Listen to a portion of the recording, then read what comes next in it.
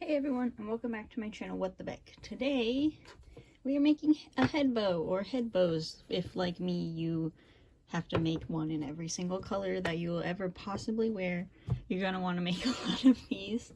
I made this one first, and it was kind of the prototype, I'm gonna show you a few things I did wrong on this one, well, wrong, or like less efficiently, and then I'll show you how I made this one, which is way more efficient, super cute, and really good shape. Okay, so the materials you'll need for this are your fabric of choice. I used cotton, and I think one of them was polyester, but it doesn't really matter. You also need interfacing that is like fusible, so when you iron it, it'll attach to the fabric. You also need a pattern, which I'll show you the dimensions of in a second, as well as thread that matches your fabric and the lace you want to use. And I would just keep in mind what colors you usually cord together. So for example, I wear a lot of pink, and I also cord with white pretty often, so the pink bow has white lace because I know that they'll go together and I'll wear it a lot. However, I don't really wear brown with anything other than pink, so I just went and put pink lace on this one. So as for the pattern, oh, you also need a needle, but that's kind of self-explanatory. You can make cute paperclip. The bow is made out of 3 pieces. I got the original pattern of this from a Tumblr post. I cannot remember or find who made the original post, and I apologize for that, but I just modified the size of their pattern, and I followed their instructions, and I'm just going to say it in video form so that if you learn better through videos, you can read or watch this. So yeah, so part A, which is the top of the bow, that's this part right here.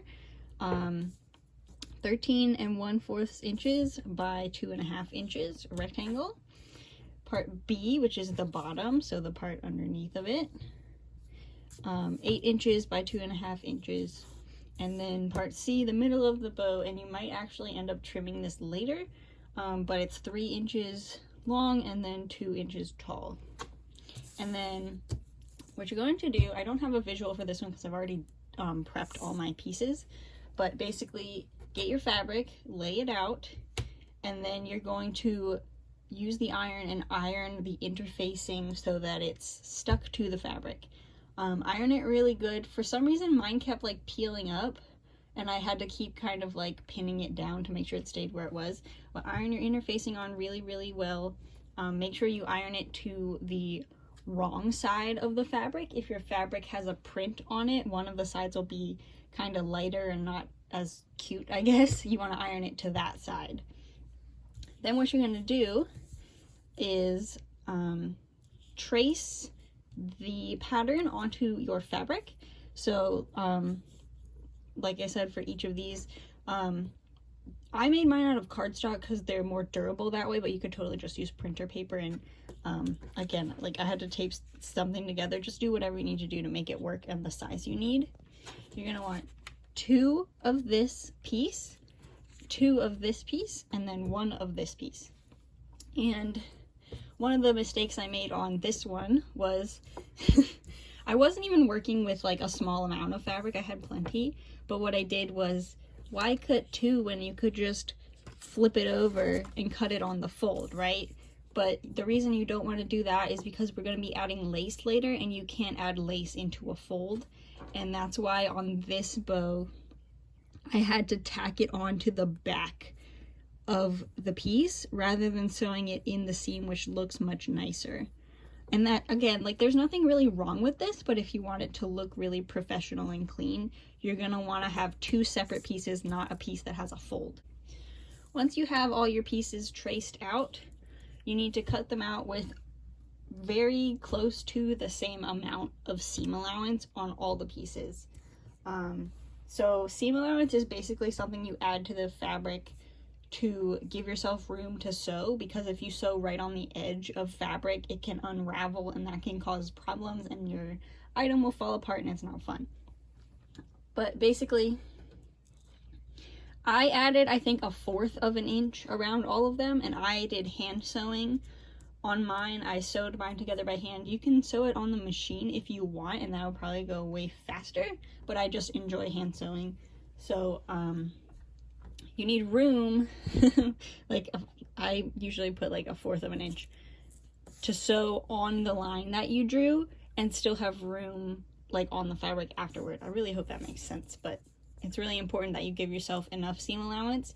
But what's important for this pattern is, since it's so small and angular, you want to make sure that the seam allowance is flat all the way across. Like, I've been sloppy in the past and just cut it and then sew to the line, but it's way easier to line up your stitches if both of the edges are straight as well as the lines being straight. Okay.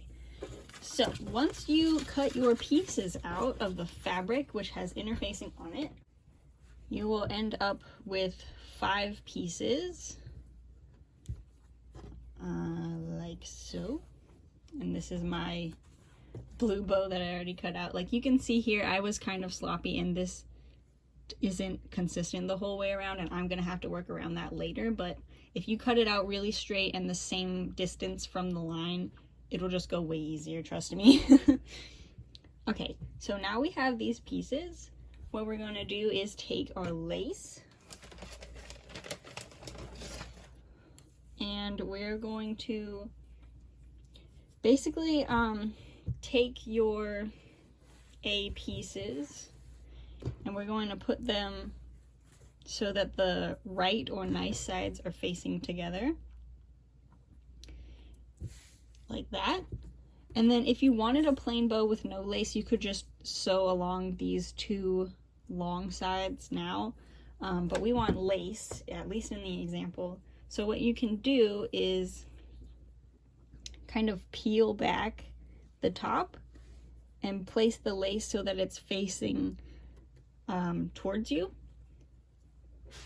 and you would put that all the way along. It's kind of long and I don't have pins on me right now, but and then you fold this back over and then you would pin it into place, and you basically want to just keep checking that when you flip this up you can see a little bit of the lace peeking out, and that's what traps the lace in the seam, and that's how it comes out like looking so clean, that it's coming out of the seam instead of being sewn onto the back. And for piece A, you're going to want to put lace on both the top long seam as well as the bottom long seam. And for the bottom, again, you just do the same thing. Lift it up, point the lace towards the middle of the piece, and then pin it so that when you lift it up behind the line, you can still see some of the lace. Once you do that, reminder, do not sew the short sides closed. Once you do that, you're going to get your B pieces and again put them so the right sides are touching each other. But then you only really need to do 1 row of lace, so 1 long side will have lace sandwiched in between it. And that's another one of the, it's not really a mistake, but it's kind of just like a shortcut. If you're using up lace, you don't necessarily have like a lot of yardage of it. I put lace on the top of the back piece for this bow, and you don't really see it. I mean, you only see an inch of it, and I don't think it's really worth it, and it looks just as cute if you only use 1 row. So I suggest just putting the lace on the bottom of part B. Okay. Then you're going to sew that line where you put the lace in, as well as the other long line, but do not sew these little short sides. And then finally for piece C, this one is actually on a fold because it's the middle of the bow. So what you want to do is flip it over so the right side is facing up, and then fold it long ways. And then you don't need any lace, just sew along here, but again, leave the short sides open. Once you've done all your sewing, you're going to need to turn all the pieces inside out. And that can be a little bit tricky, especially because there's interfacing, which makes it a little stiff. But basically you would just like pull it open like so, and then keep pulling from the inside to turn it inside out. And mine aren't sewn, so I can't show you that exact process right now, but I'm pretty sure I showed it in the JSK assembly tutorial that I made. So if you want to pick through that hour-long video to see how I turn it inside out, or look up how to turn fabric inside out, that might be helpful. So once you have those all together, this is where the fun part comes in. What you're going to want to do is take your piece A, which has the 2 rows of lace, fold it in half long ways, and then sew along the short end so they're together. And then again, you're going to want to flip it inside out and situate the seam so that it's at the middle, like so. Since we're using interfacing, we do need to iron this. So my tips for ironing are just press it really flat. Use the hottest iron setting that you can for your material. And like pull on the lace a little bit while you're ironing, because it is in the seam. That'll help you get the full width of the bow rather than just like having it scrunch up and get ironed with the lace hiding inside the seam. Okay, so that's the top part. Part B, I already did the finishing step for this, but basically you'd still have raw edges on the short ends, right? Because we turned it inside out from those.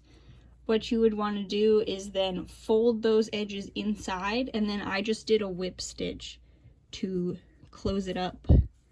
And then you do that on both sides. So that's bottom part of your bow. And then here is part C, the middle of the bow, turned inside out and ironed flat.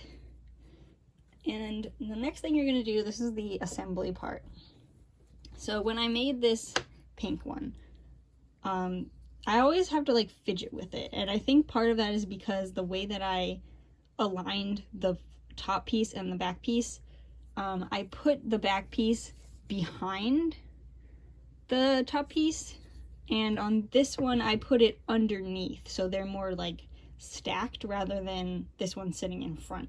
And I really like how this one looks as opposed to this one. Whoops. So I would recommend when you do like put them together, stack them instead of putting one behind the other. Now, in order to get it to look like a bow instead of rectangles, what we need to do is take the top part, again the seam should be in the middle of the back. We are going to fold it in half forward like this, and it's going to get pretty big and chunky, so just do your best. Then we're going to fold the top part back so it lines up, so it should look like, whoops, look like this. And then we're going to need to like flip it over and fold the back like this again. So it should look kind of like that. It's kind of like a W from the side, maybe. And then you're gonna want to like preload your needle beforehand, which I did not do. So I'm just gonna put a pin in it, but now it's all falling apart. Hold on, I'm gonna redo that. Fold it in half, fold that part back, fold that part back. Okay, and then put a pin through the middle, making sure I don't stab myself. So it'll look something like this. You want to have your needle preloaded and go into the very middle of the bow and wrap it around a bunch of times, and then when you go to finish off that string, tie several knots. Like, I usually do like 5 separate knots, and I hide them all on the back of the bow because no one's going to see this since it goes underneath of the middle part later. But then what else? You also have to take part B and do the same kind of fold. So fold it forward, fold the top part back, and then kind of flip that bottom part backward as well. And then you'd want to do the same thing for the middle of the back. You want to put your needle in, wrap it around a lot of times, and then tie several knots to keep it secure. And then again, when we go to put it together, we're gonna put this one underneath of this one, like so. Wrap it around a bunch more times, and then you take your middle piece. Trying to film this in one take is pretty difficult. Take your middle piece and you wrap it around. I'm leaving the pin in there for now, but it's gonna look a little awkward. And then you want to pull this under and stitch these two edges together. You want to finish this off cleanly. Don't leave the raw edges if you can help it, because it'll just, like I said, if you leave raw edges, it can fall apart faster. It looks kind of messed up because I didn't align it correctly, but like that's how you'd get the shape of the bow. And when you take the time to actually sit and stitch it, it will come out better than that example looked. I just don't have the time to actually finish sewing mine today. But yeah, so as you can see, I kind of just folded the raw edges in and then did a whip stitch, I think 2 or 3 times back and forth on there. And then once you have that bow made, you could either turn it into a barrette, but this is a pretty big size for a barrette, or you could put it on a headband. And I recommend, these are just like dollar store headbands, but they have fabric coating on them. So I recommend the kind that have fabric coating, because you can actually stitch into the headband as well as wrapping around it. And then basically, like, I don't have any super secret tips for how to do this. Just attach it to the headband where you think looks good and what you think is secure. So I did like a lot of stitches all along the whole middle part. If you feel that you need to sew a little stitch to keep the tail down on the headband, you can do that too. I prefer how it looks when it is just freestanding like this, but you know, do whatever you want. And then you can also do like decorations to these beyond the lace. So if you wanted to add like a little button or a little dangling charm, you could do that. This bow is really like, again, it's a simple bow. I modeled it after the AP bows that I see and really like that I haven't had, because I'm cursed to only like and buy dresses that have a barrette rather than a head bow. But yeah, it's simple, but you can dress it up. Like you could do puffy paint frosting drips with sprinkles. That would be really cute. You could make one of these with a similar concept but smaller and make those the little hair combs that stick into your pigtails. But yeah, like the sky is the limit with decorations. You could even embroider like flowers, or if your print has multiple colors in it, it might be cool to put different colored buttons or charms on these. But yeah, if you make one of these using this pattern and method, please tag me, because I love to see what you made. I actually have only had one person message me with a picture of their finished JSK that they made from my video, and that was so cool, but I'd love to see more of those. So if you find this helpful and you actually do it, please show me, and you can tag me on any social media. I'm on Twitter, I'm on Facebook, I'm on, where else am I? I'm on Lolita Amino even, I'm on the Sewing Amino. Just let me know, because I love to see that you use the tutorial. But yeah, that's all I have for today, and I will see you next weekend. Bye!